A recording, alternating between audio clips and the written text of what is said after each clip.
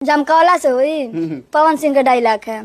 कहल जाला power star Pawan Singh. कहो भैया जब तोके मेहरारू राखे के गाड़ी में दम नाई रहल तलार चटे बिया। गोरखपुरिया भौजी ने पवन सिंह को करारा जवाब देते हुए बोली कि लोग पवन सिंह को पावर स्टार और घंटा स्टार कहते हैं, लेकिन वो पावर स्टार नहीं है, वे एक नंबर लुच्चा स्टार है, क्योंकि वे अपने पत्नी को रहते हुए भी दूसरे के साथ अश्लील हरकतें करते हैं और अपनी पत्नी को चुनाव के समय बुलाकर प्रचार प्रसार करवाते हैं और फिर उनको घर भेज देते हैं और लड़की के अय्याशी करने चले जाते हैं, जिससे क्या इससे साबित होता है कि पावर स्टार नहीं है, ये और कुछ है। लेकिन आप गोरखपुरिया भौजी सही बोले हैं या गलत, कमेंट करके जरूर बताएं और इस वीडियो को ज़्यादा से ज़्यादा शेयर।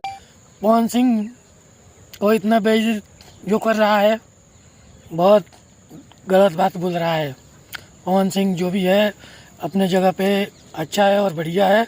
पवन सिंह जो था वही है और वही रहेगा। पवन सिंह के बारे में इतना अश्लील कौन बोल रहा है रे मादरचोद।